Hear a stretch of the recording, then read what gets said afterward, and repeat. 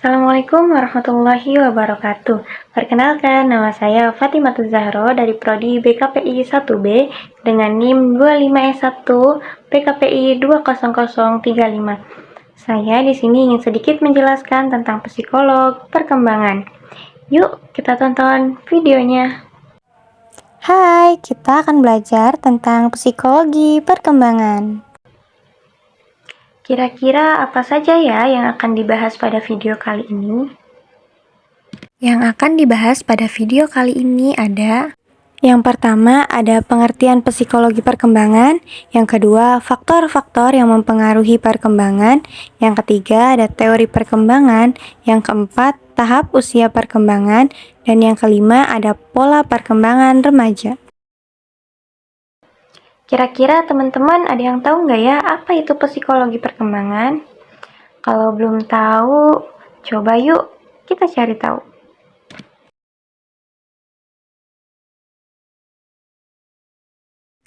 Psikologi perkembangan adalah cabang psikologi yang mempelajari perubahan sistematis, progresif, dan berkesinambungan pada individu, baik fisik maupun psikis, dari lahir hingga dewasa.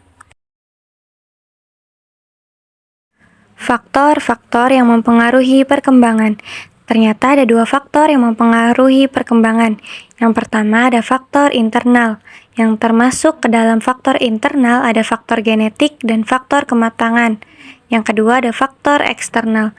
Yang termasuk ke dalam faktor eksternal ada faktor lingkungan, kesehatan, serta stimulasi dan pengalaman belajar. Macam-macam teori perkembangan. Yang pertama ada teori kognitif oleh Jean Piaget, yang kedua ada teori psikososial oleh Erik Erikson, yang ketiga ada teori psikoseksual oleh Sigmund Freud, yang keempat ada teori behaviorisme oleh Skinner.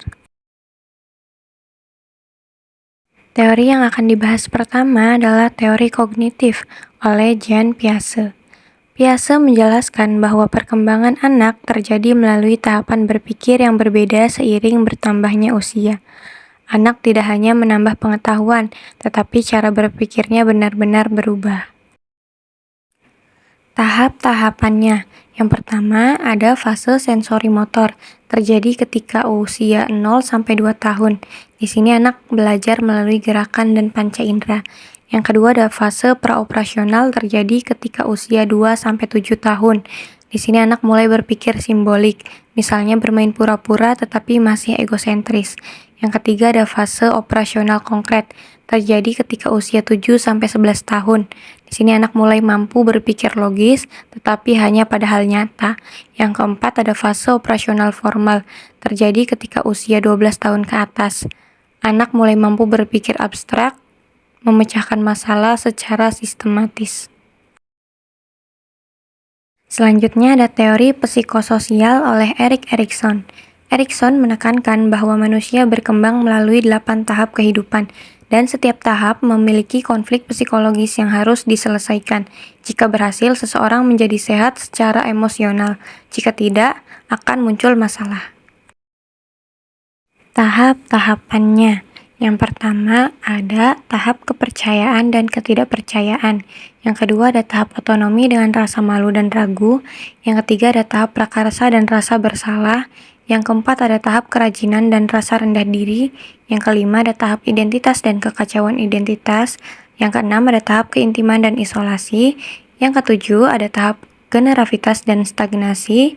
Dan yang kedelapan ada tahap integritas dan keputusan. Selanjutnya yang ketiga ada teori psikoseksual oleh Sigmund Freud.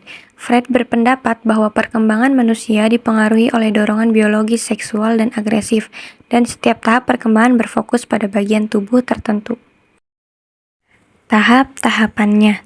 Yang pertama ada fase oral, terjadi ketika usia 0-1 tahun. Di fase ini, mulut menjadi sumber kenikmatan. Anak suka mengisap dan menggigit. Yang kedua ada fase anal, terjadi ketika usia 1-3 tahun. Di fase ini, anak mulai fokus pada kontrol buang air. Yang ketiga ada fase palik, terjadi ketika usia 3-6 tahun. Anak mulai mengenali perbedaan jenis kelamin. Yang keempat ada fase latensi, terjadi ketika usia 6 sampai pubertas. Di fase ini, dorongan seksual mereka sudah mulai mereda dan sudah fokus pada belajar. Yang kelima ada fase genital, terjadi ketika remaja sampai dewasa. Di sini dorongan seksual mulai kembali dan lebih matang. Selanjutnya ada teori behavior oleh Skinner.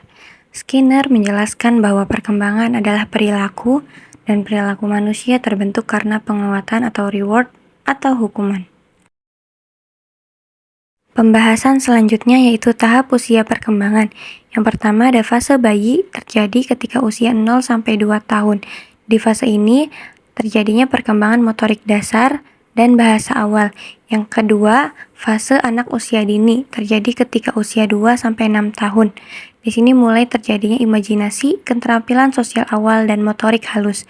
Yang ketiga, fase anak sekolah, terjadi ketika usia 6 sampai 12 tahun. Di fase ini terjadinya kemampuan akademik, logika konkret dan keterampilan sosial lebih kompleks. Selanjutnya ada fase remaja, terjadi ketika usia 12 sampai 18 tahun.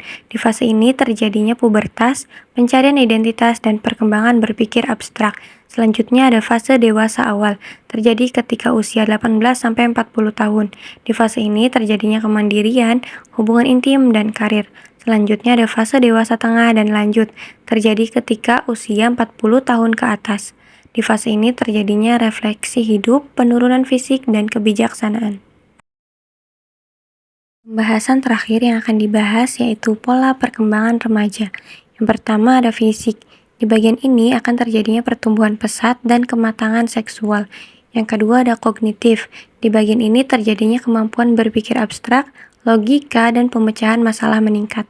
Yang ketiga ada emosional. Di bagian ini terjadinya pencarian identitas, gejolak emosi, dan kebutuhan akan pengakuan. Yang keempat ada sosial. Di bagian ini terjadinya hubungan dengan teman sebaya lebih dominan, mulai mandiri dari orang tua. Yang kelima ada psikososial.